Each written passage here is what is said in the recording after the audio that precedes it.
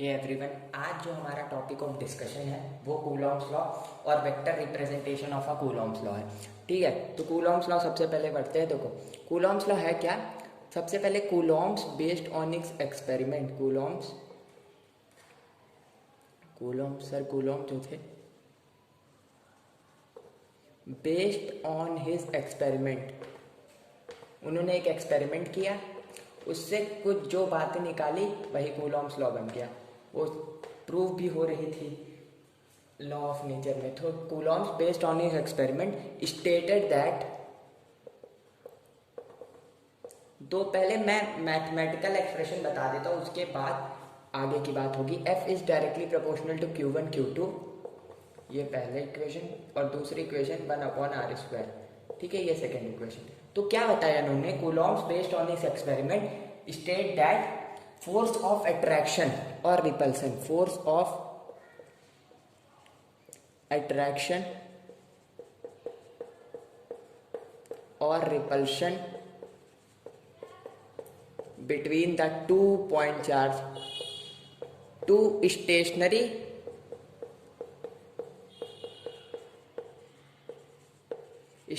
Point charge होने चाहिए। क्या, फोर्स ऑफ अट्रैक्शन और repulsion between the 2 point charge is directly proportional to the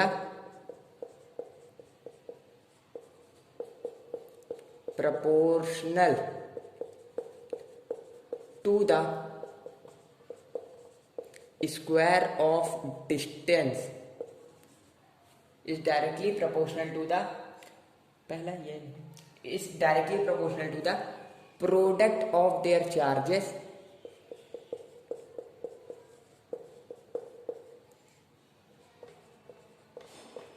and inversely proportional to the square of distance between them।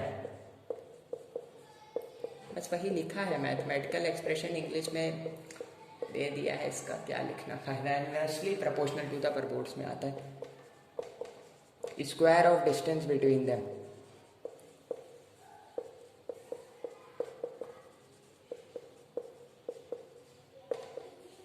Simple, force of attraction और repulsion between the 2 point charge is directly proportional to the product of their charges and inversely proportional to the square of distance between them. देखो simple सा ये है, ये Q1 है charge, दूसरा Q2 है charge, r distance पे रखा है, तो इसके बीच में जो फोर्स ऑफ अट्रैक्शन और रिपल्सन लगेगी वो directly proportional product of charges की होगी और इनवर्सली प्रोपोर्शनल होगी square of distance between them.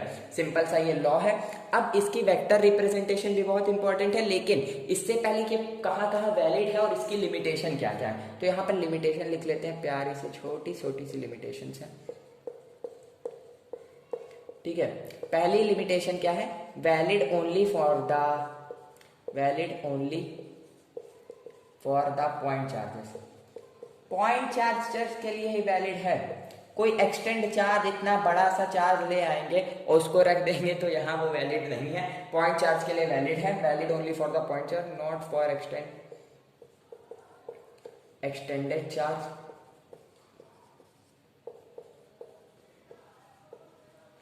दूसरी बात क्या है कि valid only for the stationary charge, valid only for stationary charges. अब स्टेशनरी चार्जेस से मतलब क्या है कि ये नहीं कि दोनों चार्जेस रुके हों, हाँ तब तो वैलिड है ही, तब तो वैलिड है ही। देखो क्या होता है कि अगर मान लो यहां पर ये Q1 है, ये Q2 है, अगर ये रेस्ट में है Q1 और ये भी रेस्ट में है तो वैलिड है। तो कूलॉम्स लॉ यहां पर क्या है, वैलिड है। अगर मान लिया कि Q1 Q2 मोशन में आ गया और Q1 अभी भी रेस्ट पे है, तो क्या ये वैलिड होगा, हाँ होगा वैलिड। लेकिन ज्यादा जनता क्या करती है कि यहां पर वैलिड नहीं होगा, लेकिन यहां पर भी वैलिड है कूलॉम्स लॉ। अगर Q2 मोशन में हो और Q1 भी मोशन में आ जाए तब भाई यहां तो नहीं करेगा, यहां वैलिड नहीं रहेगा। देखो अगर यहां पर Q1 मोशन में हो, Q2 मोशन रेस्ट पे आ जाए, Q2 रेस्ट पे आ जाए, Q1 मोशन में हो, तब भी वैलिड है, ये नहीं कि सिर्फ Q2 मोशन में रहेगा तभी हम वैलिड करवाएंगे, नहीं ऐसी कोई बात नहीं है। और फिर यहाँ पर थर्ड पॉइंट क्या है, वैलिड या फिर नॉट वैलिड लिख देते हैं सिंपली, लिमिटेशन है तो क्या हो, नॉट वैलिड इफ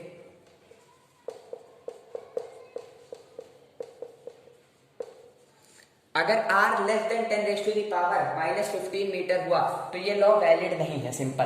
अब इतनी ही बातें थी कूलॉम्स लॉ की। इसके बाद है वेक्टर फॉर्म कूलॉम्स लॉ का। देखो कूलॉम्स लॉ कह क्या रहा है, सिंपल सी बात कह रहा है कूलॉम्स लॉ की force of attraction and repulsion between the two charges is directly proportional to the product of their charge and inversely proportional to the square of distances between them.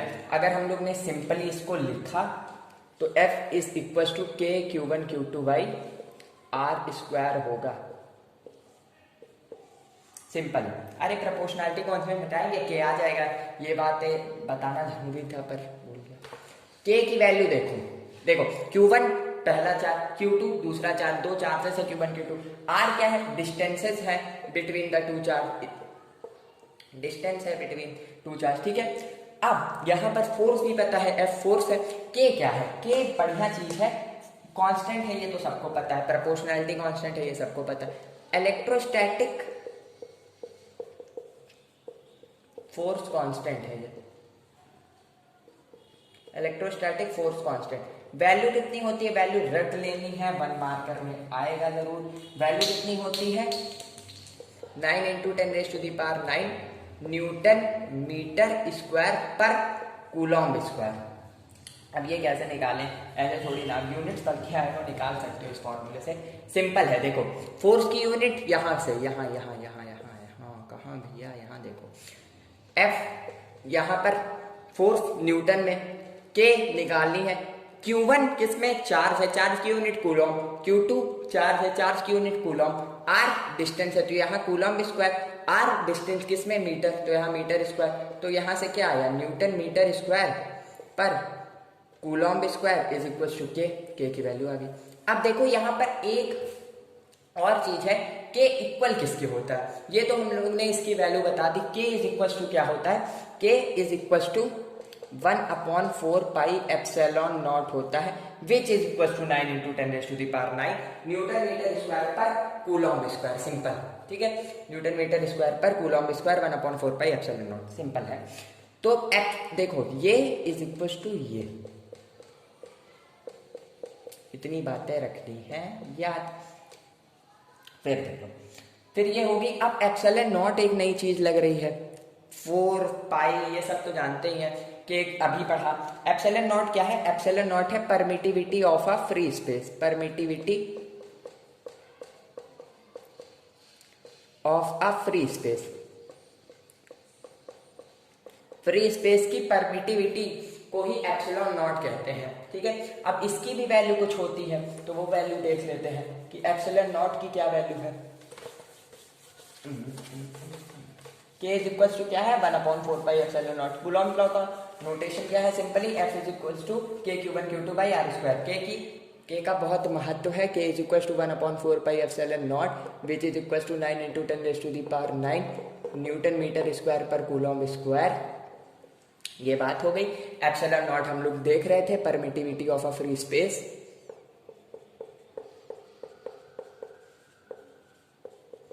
Permittivity of a free space, ठीक है। अब ε0 की भी कोई value होती होगी, तो ε0 की क्या वैल्यू है, 8.85 × 10⁻⁻12 कूलॉम्ब स्क्वायर पर न्यूटन मीटर स्क्वायर। यहाँ से हम लोग इसकी यूनिट्स निकाल सकते हैं, बड़ा इजी है। ये भी रट लेनी है, ये भी 1 मार्कर में आ सकता है, बिल्कुल आ सकता है। तो कूलॉम्ब लॉ यहाँ पर खत्म होता है, सिंपल। कूलॉम्ब लॉ खत्म होता है। कूलॉम्ब लॉ का जनरली सवाल नहीं पूछे जाते, उनकी वेक्टर फॉर्म पे सवाल पूछे जाते हैं, सिंपल। कूलॉम्ब लॉ के वेक्टर फॉर्म पर सवाल पूछे जाएंगे, ठीक है। तो वेक्टर फॉर्म देखते हैं कूलॉम्ब लॉ की। ज्यादा क्वेश्चन इसी आते हैं, 3 मार्क के वेक्टर फॉर्म आ जाएगी। वेक्टर फॉर्म देखिए, तो वेक्टर फॉर्म देखते हैं, यहाँ से बढ़िया सी खूबसूरत सी हेडिंग लगाते हैं ऊपर, vector form of coulomb law. फिर देखते हैं vector form of Coulomb's law, basic उसके क्लियर होने चाहिए। यहाँ पर तो हलवा है सब। आगे ठीक है, vector form of a Coulomb's law देखो, अगर ये चार्ज Q1 है, हाँ दिख रहा है, Q2 है, ये भी दिख रहा है, ठीक है, इन दोनों के बीच की डिस्टेंस R है, ये भी दिख रहा है। Q1 पर इसके Q2 फोर्स लगाएगा, एक इसके द्वारा एक फोर्स लगेगा, किस पे लग रहा है, पहले पे, किसकी वजह से लग रहा है, दूसरा, force on one due to two, लिख सकते हैं इसको, दोनों पॉजिटिव चार्ज है मान के चल रहे हैं, इसीलिए अब दोनों रिपेल करेंगे, एक फोर्स लगेगा, अट्रैक्शन या रिपल्सन, सिंपल यही तो कूलॉम्स लॉ कहता है, ठीक है। इधर क्या कौन सा फोर्स लगेगा, F on two due to one, ये हो गया, ठीक है। अब इन दोनों के बीच की जो डिस्टेंस है मॉड R, वो क्या हो सकती है, R1 माइनस R2, इन दोनों की डिस्टेंसेस का मॉड, ठीक है। तो इन दोनों की डिस्टेंस क्या है, ये पोजीशन वेक्टर है R1 माइनस R2, सिंपली समझा जाए तो क्लियर है। तो हम लोग अगर यहाँ पर वेक्टर फॉर्म लिखने को अभी ट्राई करें, जस्ट तो F12 इसकी वजह से लिख रहा है, which is equal to K Q1 Q2 by R square, इस तरफ तो ये वेक्टर फॉर्म हो गई, पर इधर जो है ये स्केलर में है, इधर वेक्टर में कैसे करें, तो देखो R1 माइनस R2 यहाँ पर क्या है, पोजीशन वेक्टर है, तो इसका हम लोग ने एक फॉर्मूला पढ़ा था यूनिट वेक्टर के टर्म्स में। देखो अगर यूनिट वेक्टर होता तो A cap is equal to A vector upon modulus of A vector, ये फॉर्मूला पढ़ा था। तो यहाँ R1 माइनस R2 कैप है, R1 minus R2 cap which is equal to क्या हो जाएगा, R1 minus R2 upon mod of R1 minus R2, बस यही पुट कर देना है, इसमें वेक्टर फॉर्म बन जाएगी सिंपली, ठीक है। तो देखो कैसे होगा, simple, K Q1 Q2 by R square यहाँ है, ठीक है। यहाँ पर क्या करेंगे, R1 माइनस R2 कैप कर देंगे, अच्छे से लिखना बढ़िया से है, R1 माइनस R2 कैप, देखो होगा क्या, K Q1 Q2 बटे R square R1 minus R2 vector upon R1 minus R2 vector, ठीक है। यहाँ पर ये नहीं रहेगा, नीचे रहेगा, सिंपल। अब देखो R स्क्वायर, R की वैल्यू क्या है, R1 माइनस R2 है, सिंपल सी वैल्यू है ये, R1 माइनस R2 है, और उसका स्क्वायर, ठीक है। इतनी बात तो क्लियर, नीचे वाला अगर हम लोग मल्टीप्लाई करेंगे सिंपली क्यूब बन जाएगा, तो क्या आएगी वेक्टर फॉर्म, फाइनली ये वेक्टर फॉर्म आएगी F12 which is equal to K Q1 Q2 बटे R1 minus R2 the whole cube, modulus में ले लेते हैं क्योंकि यहाँ पे डिस्टेंस जो होगी वो निगेटिव तो होगी नहीं, और यहाँ R1 माइनस R2, ये फाइनली आ गई हम लोग की vector form of a Coulomb's law, simple, ये आ गई हम लोग की vector form of a Coulomb's law. अच्छा अगर हम लोग को ये पता लगाना हो F21 क्या होगी, तो सिंपली इसका उल्टा होगा, सिंपल F21 क्या हो जाएगी, K Q1 Q2 upon R2 minus R1 cube into R2 minus R1, simple, ठीक है। तो ये आ गई दूसरी डिस्टेंस, सिंपल है यहाँ तक। तो ये vector form of a Coulomb's law है, 3 नंबर में इसके क्वेश्चन आते ही आते हैं, 3 नंबर। कूलॉम्स लॉ पे बेस्ड कुछ क्वेश्चन भी हैं, जैसे कि एक क्वेश्चन है, क्वेश्चन करने से आपको थोड़ा और अच्छा लगेगा। क्या क्वेश्चन है, 2 charges 3 into 10 raised to the power minus 5 coulomb and 5 into 10 raised to the power 4 coulomb are placed at a distance of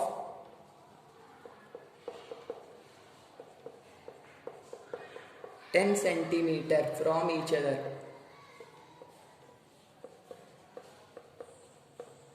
The value of electrostatic force.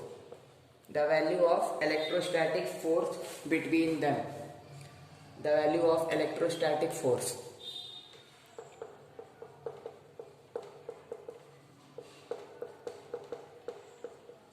Acting between them. Simple सा question है, formula based है, आराम से इसी तरह boards में question आने होंगे तो आएंगे, वरना फिर वेक्टर फॉर्म पे अच्छे क्वेश्चन आएंगे। सॉल्यूशन देखते हैं इसका।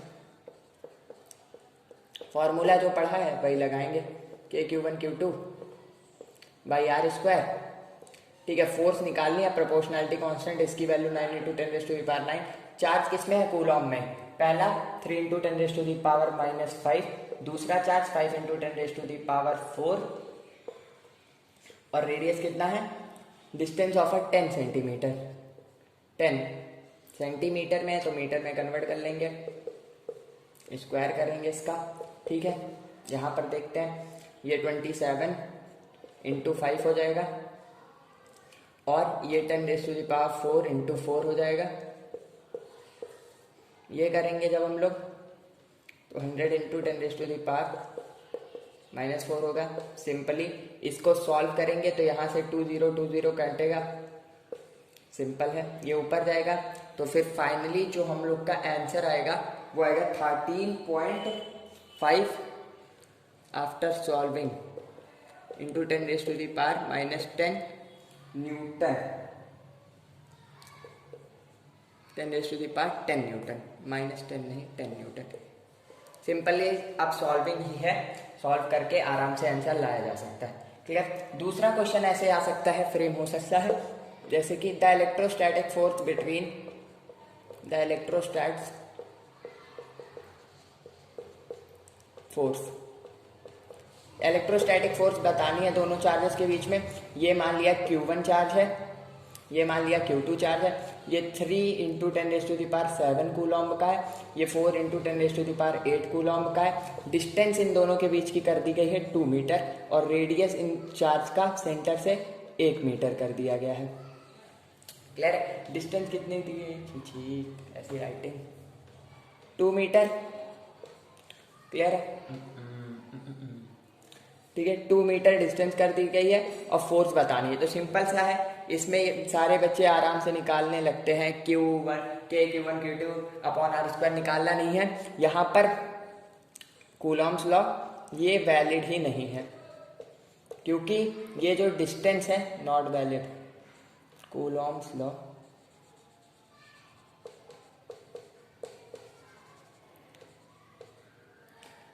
Is not valid here. Coulomb's law यहाँ पर वैलिड ही नहीं है, क्योंकि ये जो डिस्टेंस है ये बहुत ही ज्यादा हो गई है। हम लोग ने वैलिड इफ,